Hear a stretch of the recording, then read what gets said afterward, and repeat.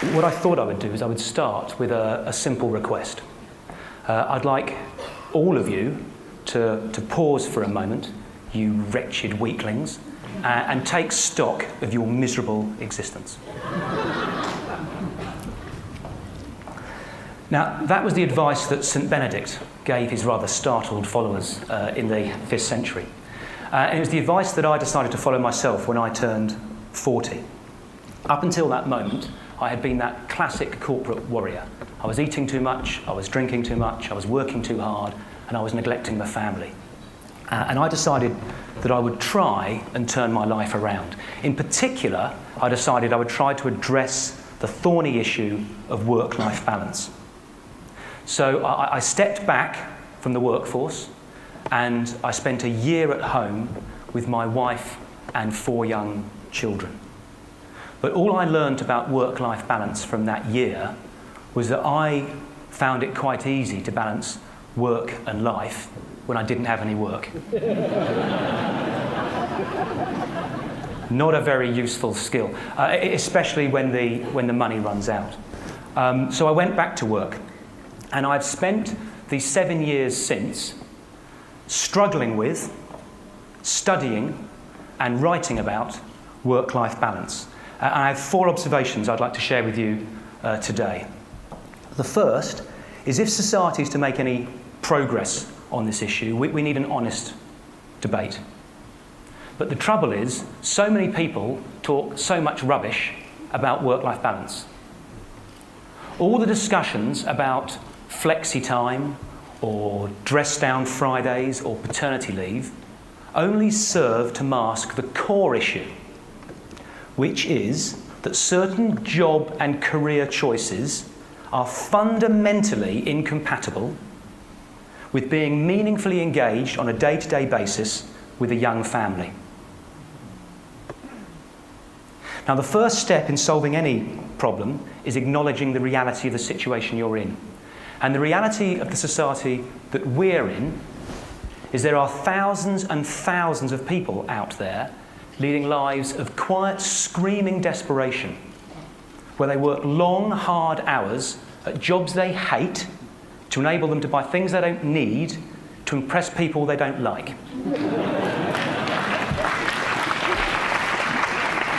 And it's my contention that going to work on a Friday in jeans and t-shirt isn't really getting to the nub of the issue. The second observation I'd like to make is we need to face the truth that governments and corporations aren't going to solve this issue for us. We should stop looking outside. It's up to us as individuals to take control and responsibility for the type of lives that we want to lead. If you don't design your life, someone else will design it for you, and you may just not like their idea of balance. It's particularly important, this isn't on the World Wide Web, is it? I'm about to get fired. It's particularly important that you never put the quality of your life in the hands of a commercial corporation. Now, I'm not talking here just about the bad companies, the abattoirs of the human soul, as I call them. I'm talking about all companies, because commercial companies are inherently designed to get as much out of you as they can get away with. It's in their nature, it's in their DNA, it's what they do, even the good, well-intentioned companies. On the one hand, putting childcare facilities in the workplace is wonderful and enlightened. On the other hand, it's a nightmare that just means you spend more time at the bloody office. We have to be responsible for setting and enforcing the boundaries that we want in our life. The third observation is we have to be careful with the time frame that we choose upon which to judge our balance. Before I went back to work, after my year at home, I sat down and I wrote out a detailed, step-by-step description of the ideal balanced day that I aspired to. And it went like this. Wake up well rested after a good night's sleep. Have sex. Walk the dog have breakfast with my wife and children, have sex again. Drive the kids to school on the way to the office. Do 3 hours work, play sport with a friend at lunchtime. Do another 3 hours work. Meet some mates in the pub for an early evening drink. Drive home for dinner with my wife and kids. Meditate for half an hour. Have sex. Walk the dog. Have sex again. Go to bed.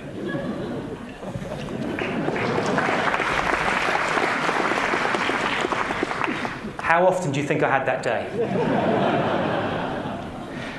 We need to be realistic.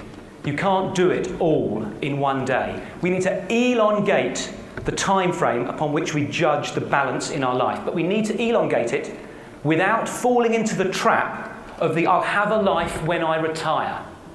When my kids have left home, when my wife has divorced me, my health is failing, I've got no mates or interests left.